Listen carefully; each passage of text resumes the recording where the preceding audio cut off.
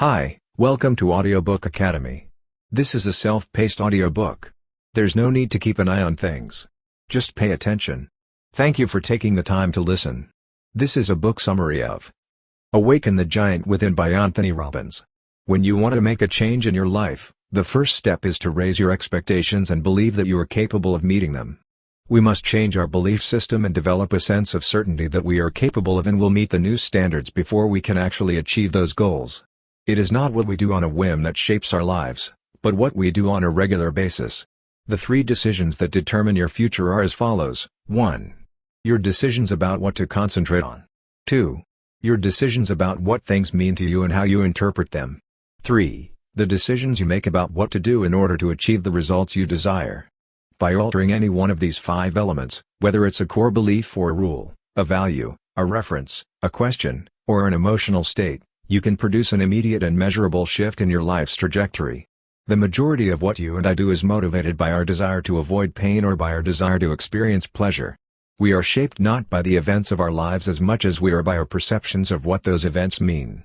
Concentrate on where you want to go rather than on what you are afraid of.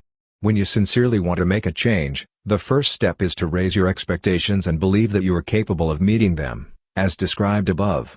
We must change our belief system and develop a sense of certainty that we are capable of and will meet the new standards before we can actually achieve those goals. In life, there are many people who know what to do, but only a small number of people who actually do what they know. In essence, if we want to have control over our lives, we must be in command of our actions on a consistent basis. Not what we do every now and then, but what we do on a consistent basis, is what shapes our lives. In the moments of decision, you have the ability to shape your own destiny. Not only do you have to decide what results you want to achieve, but you also have to decide what kind of person you want to become. The absence of a baseline standard for what you will accept in your life makes it very easy to slip into behaviors and attitudes, as well as a level of quality of life that is far below what you should be experiencing. You can accomplish almost anything if you put your mind to it. When it comes to getting where you want to go, the ultimate success formula is a simple step-by-step process that follows. Take action. Observe what is working and what is not, and continue to change your approach until you achieve your goals. When you make a genuine decision, you are devoting your efforts to achieving that result and excluding all other possibilities in the process. The 3 decisions that determine your fate are as follows. Your decisions about what to concentrate on are your responsibility. Your choices about what things mean to you are your own. Your decisions about what to do in order to achieve the outcomes you desire. It's likely that any difficulties you are currently experiencing could have been avoided had you made better decisions earlier in your life. It consists of 5 components, which are as follows.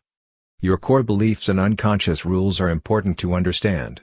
Your life's values are important to you. You've provided references. The questions that you ask yourself on a regular basis. The emotional states that you are experiencing at any given time. By altering any one of the 5 elements, whether it's a core belief or a rule, a value, a reference, a question, or an emotional state, you can produce an immediate and measurable shift in your life's trajectory. Success is the result of sound decision-making. The accumulation of experience leads to sound decision-making, and bad decision-making frequently leads to more experience. You must have a long-term perspective in order to be successful. God's delays are not the same as God's rejections. When you persevere, you will often find that what appears impossible in the short term becomes very possible in the long run. Keep in mind the true power that comes from making decisions. Recognize that the most difficult step in achieving anything is making a genuine commitment, making a genuine choice. One of the most important rules I've established for myself is that I never leave the scene of a decision without first taking concrete steps toward its realization. Make decisions frequently and learn from your mistakes. Think about what is positive about the situation when you are experiencing a problem. Can you tell me what I can take away from this? Maintain your commitment to your decisions while remaining flexible in your approach. Recognize that it is your decisions, not your circumstances, that will determine your ultimate fate.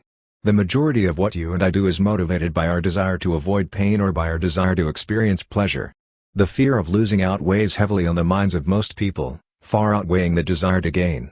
Why is it that people can go through so much pain and still fail to change?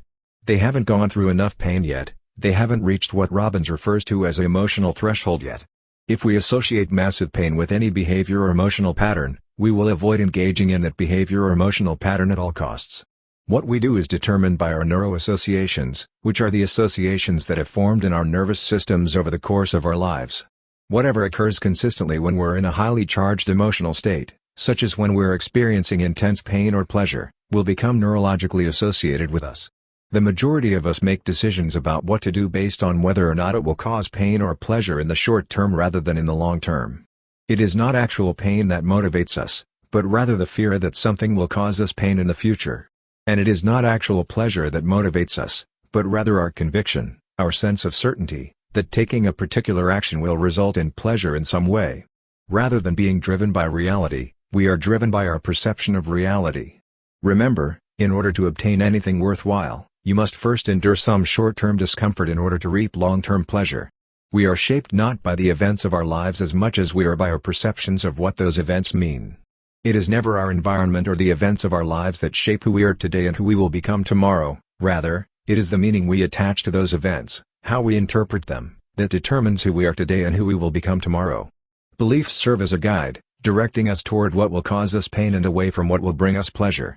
When something happens in your life, your brain asks two questions: what happened? And what happened now? Is this going to be painful or enjoyable? What do I need to do right now to avoid pain and/or gain enjoyment? There are three aspects to the challenge. The majority of us do not make a conscious decision about what we will believe. Frequently, our beliefs are formed as a result of erroneous interpretations of previous experiences. Once we accept a belief, we lose sight of the fact that it is merely an interpretation. Global beliefs are the enormous beliefs that we hold about everything in our lives, including our identities, people, work, time, money, and even the nature of life itself, to name a few examples. These massive generalizations are frequently expressed in the is/am/are format: life is, life is, life is. I am, says the narrator. People are, says the narrator.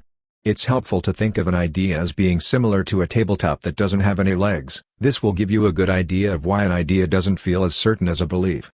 That tabletop will not even be able to stand on its own without the assistance of legs. Belief, on the other hand, is a living thing. If you truly believe that you are sexy, how do you know that you are sexy? Isn't it true that you have some references to back up your point of view, as well as some life experiences to support it? Those are the legs that give your tabletop its stability, and they are the ones that make your belief certain. Sometimes we gather references through information we receive from other people, or through materials such as books, tapes, movies, and other similar materials. And, on occasion, we form references solely on the basis of our imagination. Personal experiences that have a great deal of emotion attached to them, whether they were painful or pleasurable, help to form the strongest and most solid legs we can have. If you can develop the absolute sense of certainty that powerful beliefs provide, you will be able to motivate yourself to accomplish virtually anything, including things that other people believe are impossible. One of the most effective methods is to cause your brain to associate severe pain with the old belief. New experiences only bring about change if they cause us to reevaluate our previous beliefs. Keep in mind that once we believe something, we no longer have any reason to question it. If you question something enough times, you'll eventually come to doubt your own beliefs. Opinions, beliefs, and convictions are the three types of beliefs that I have divided into three categories. An opinion is something about which we are relatively certain, but the certainty is only temporary because it can be easily shifted in the blink of an eye. An alternative view is formed when we begin to build a much larger base of reference legs, particularly reference legs about which we have strong emotional attachments. A conviction, on the other hand, takes precedence over a belief, primarily because of the emotional intensity that a person associates with an idea. When someone has a strong conviction, they not only feel confident, but they also become enraged if their conviction is even questioned. If a person is convinced of something, they are not willing to ever question their sources, even for a brief moment. They are completely resistant to new information, often to the point of obsession. If someone truly believes what they believe, they will be willing to risk rejection or make a fool of themselves in order to maintain that belief. So, how do you instill confidence in others? Begin with the most fundamental belief. Add new and more powerful references to your belief system to strengthen it. Then you need to find a triggering event, or better yet, create your own. Associate. What will it cost me if I don't? Is a good question to ask yourself. Inquire into questions that elicit strong emotional responses from you. Last but not least, take action. Each action you take strengthens your commitment and raises the level of emotional intensity and conviction in your heart and mind. The most effective way to expand our lives is to follow in the footsteps of those who are already successful. It's simply a matter of asking the right questions. What do you believe distinguishes you from others? Can you tell me about the beliefs you hold that distinguish you from others? I ask myself the following questions at the end of each day. What have I gained from today's experience? What did I do to make a difference or improve things? What did I find enjoyable? Natural affective conditioning, NAC, is a step-by-step process that can condition your nervous system to associate pleasure with the things you want to continuously move toward and pain with the things you want to avoid in order to consistently succeed in your life without the need for constant effort or willpower. We all want to make changes in one or both of the following areas: 1. How we feel about things, or 2. Our actions. The following are 3 specific beliefs about responsibility that a person must hold if they are to effect long-term change. First and foremost, we must believe that something must change, not that something should change, not that something could or should change, but that something absolutely must change. In the second place, we must not only believe that things need to change, but also believe that I myself must make a difference. Third, we must believe that I can make a difference. Each time we experience a significant amount of pain or pleasure, our brains search for the source of the emotion and record it in our nervous system so that we can make better decisions about what to do in the future when the emotion returns. When you experience significant amounts of pain or pleasure, your brain goes into overdrive to find the source of the sensation. It is based on the 3 criteria listed below. Your brain looks for something that appears to be one of a kind when searching for something. Your brain is on the lookout for something that appears to be happening at the same time. Consistency is sought after by your brain. So often, we place the blame on the incorrect cause and, as a result, close ourselves off to possible solutions. No matter how talented you are, the difference between doing something poorly and doing something brilliantly depends on the state of your mind and or body at any given time. Motion is responsible for the creation of emotion. Concentrate on where you want to go rather than on what you are afraid of. When it comes to changing our feelings, our ability to do so is dependent on our ability to change our submodalities. In order to be successful, you must be in a determined state of mind. My realization that thinking is nothing more than the process of posing and answering questions began to dawn upon me. Quality questions lead to a high-quality existence. Consistently asking high-quality questions leads to a genuine sense of well-being. When you ask a question, you accomplish 3 specific things. Questions immediately shift our attention away from what we're thinking about and toward how we're feeling. What we delete changes as a result of our responses to questions. The resources that are available to us change as a result of our questions. You and I both have the ability to change how we feel in an instant simply by shifting our attention. One of the methods I've discovered for improving the overall quality of my life is to mimic the habitual questions of people I admire and respect and apply them to myself. The words you use on a regular basis have an impact on how you communicate with yourself and, consequently, on what you experience. Human emotion is impoverished in people who have a limited vocabulary. On the other hand, people who have extensive vocabularies have a multi-hued palette of colors with which to paint their experiences, not only for others, but also for themselves. It is possible to change your habitual vocabulary, the words that you consistently use to describe the emotions that you experience in your life, without changing anything else about your thinking, feeling, or way of life. If we want to make a difference in our lives and shape our future, we must be deliberate in the words we choose, and we must constantly strive to increase our level of choice in the process. Setting goals is the first step in transforming the invisible into the visible, which serves as the foundation for all future success in one's endeavors. All goal setting must be immediately followed by the development of a plan, as well as massive and consistent action toward the achievement of the goals set forth. It is not only the achievement of a goal that is important, but also the quality of life you have while doing so. Not to be confused with ignoring problems, our goal is to put ourselves in better mental and emotional states so that we can not only come up with solutions, but also take action on them once they have been identified. It is important to remember that all decision-making boils down to a question of values clarification. Living according to our highest ideals and consistently acting in accordance with what we believe is truly important in our lives is the only way for us to find long-term happiness in our lives. Many people have a clear idea of what they want to have, but they are unsure of who they want to become. Consider your values, whatever they may be, as the compass that will direct you to your ultimate destination.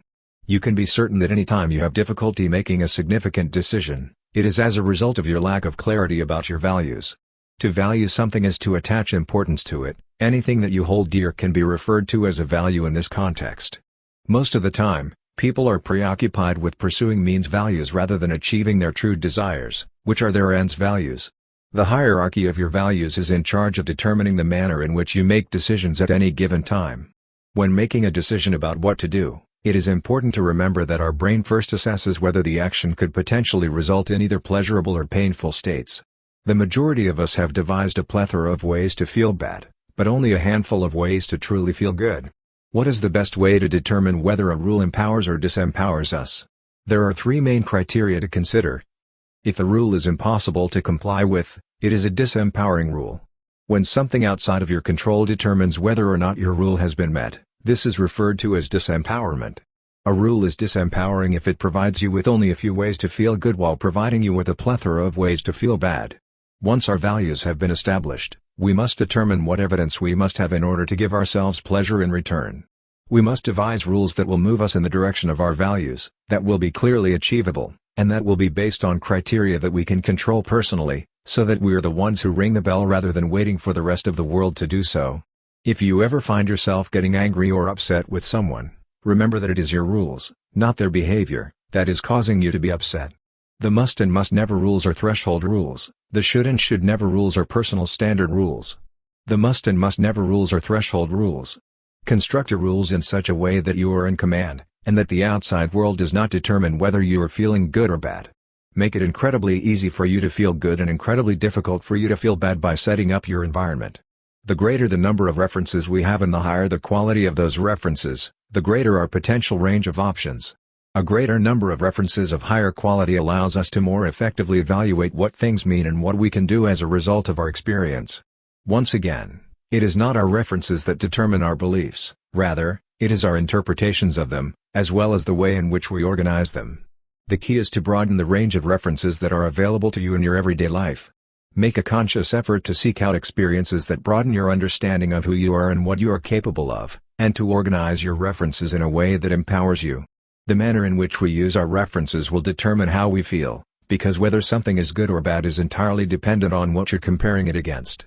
You aren't even restricted to using your own personal experiences as a source of inspiration. You can use the references of other people to your advantage. A limited number of references results in a limited amount of life. To expand your life, you must first expand your references by pursuing ideas and experiences that would not otherwise be a part of your life unless you actively sought them out. We will all act in accordance with our perceptions of who we truly are, regardless of whether or not those perceptions are accurate. In the process of developing new beliefs about who we are, our behavior will shift in order to accommodate the new identity. It is almost always the case that when you try to make a change in your life, you fail because you are attempting to make a behavioral or emotional shift that is incompatible with your self-perception. Thank you for listening in Audiobook Academy. Please don't forget to subscribe for more content like this. See you in next audiobook.